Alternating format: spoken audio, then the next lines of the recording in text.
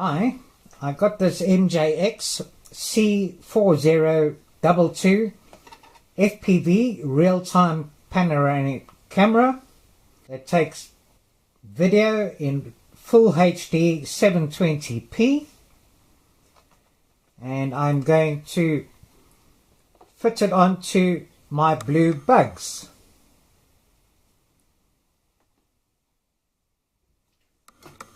So if you open up here,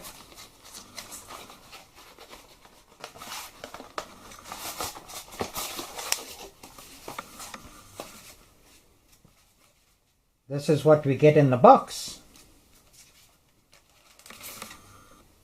and this is the panoramic camera.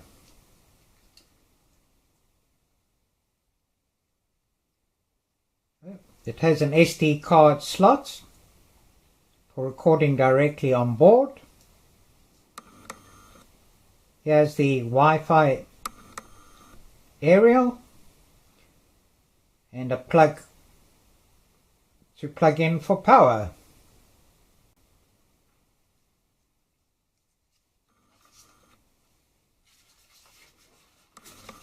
We also get a transmitter mount,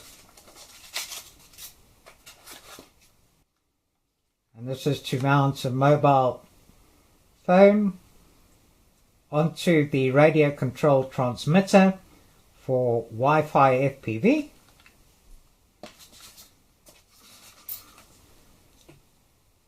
You get an SD card reader,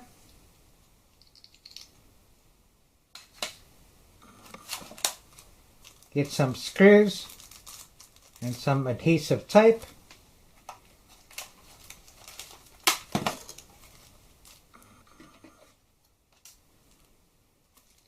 and we get an 8 GB SD card, and finally a star Phillips screwdriver.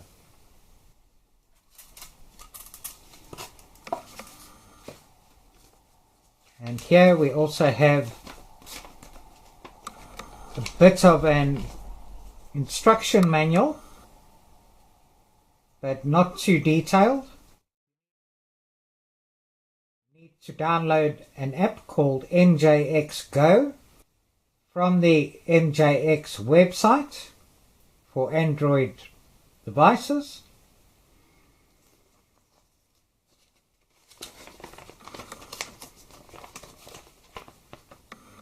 It does say that the power on the FPV will interfere with the drone and result in shortening the remote control distance.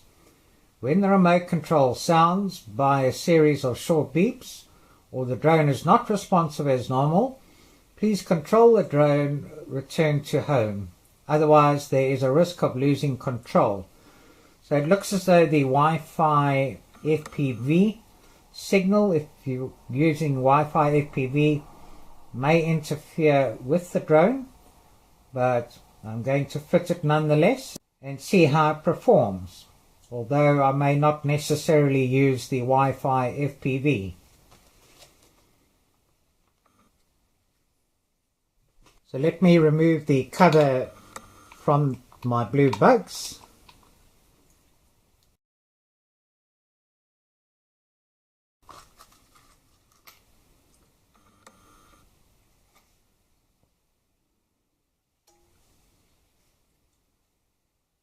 And here's the opening and slot where this is going to fit in. So I'm going to remove this little rubber lug that's on the bottom here.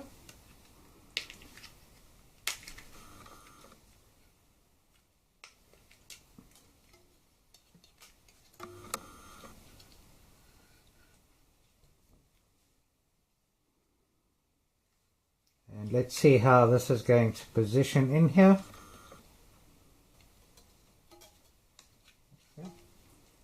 So this is good. I can put it in here without having to remove the headlights, because I would really still like to keep the headlights on. And if you look underneath here, this is where the 360-degree panoramic camera is going to protrude.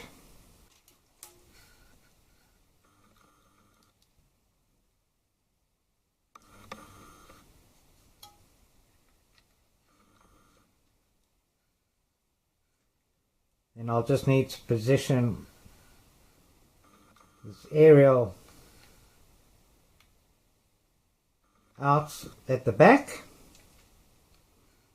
and plug this into this available port over here.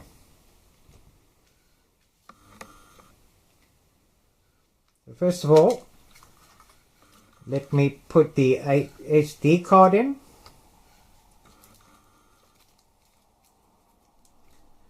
Now, this is a bit of a downside because I'm going to have to open it up to remove the SD card.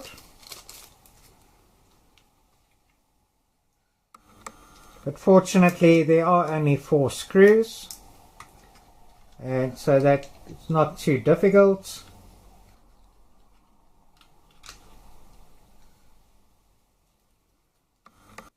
Let me just take 2 screws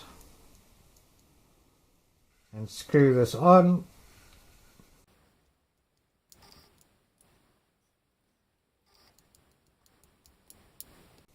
Okay, so that's it, all secured in place. Quite quick, quite easy, quite simple. And now let me plug this in to here.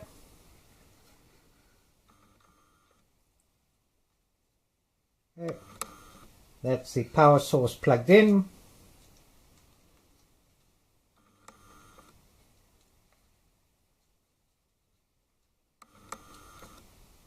And let me put the cover back on.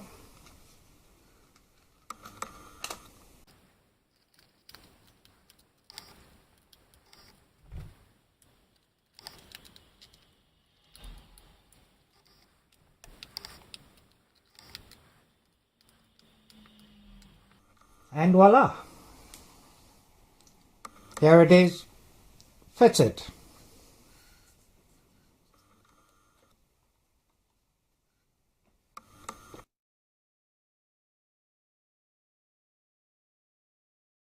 And here is the antenna, which I'll probably just secure onto the leg here, but I can leave it, it's not going anywhere, and should be able to give me good reception in this position below the craft here.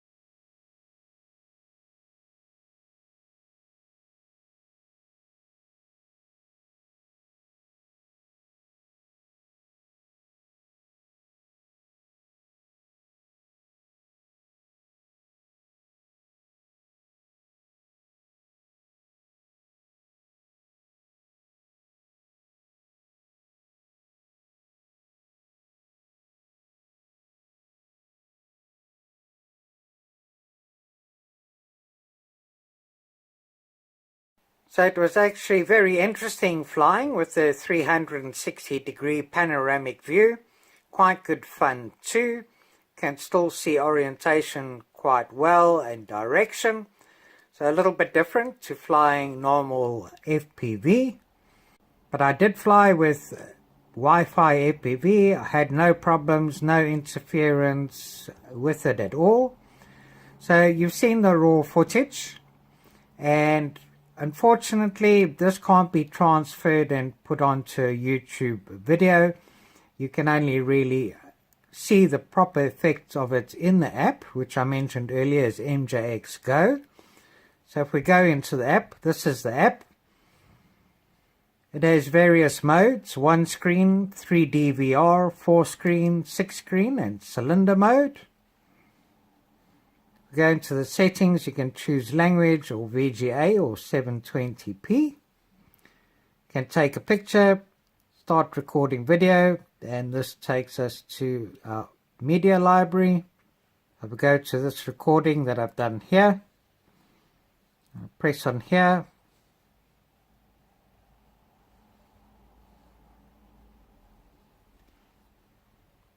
Okay, this is the 1 screen view, but I can pinch it and maneuver it around and change the shape and focus in and out. Just got to tap here to go back and have a look. So we'll see now when it takes off. And I can pause if I want to. Can turn it around.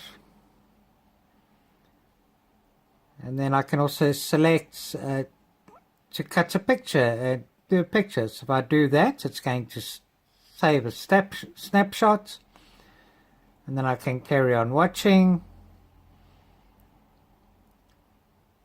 change the size and the shape, click back here. I can go and look at it on 4 screens, I can look at it on 6 screens. We go back to the 1 screen. Here, I can put it back to a cylindrical shape and maneuver it around. So in the air, it is very interesting and quite unique and quite nice, but there is still a lot to be desired as far as the quality goes. Although it's 720p, it's still not really that good. So obviously still developments need to be made to improve upon this, and hopefully there'll be software that'll come out that'll be able to transpose this so that one can view it on a computer and post unraw footage of it on YouTube or other media. So quite unique, quite different, you know. More of this technology to come soon, I'm sure. Thanks for watching. Cheerio.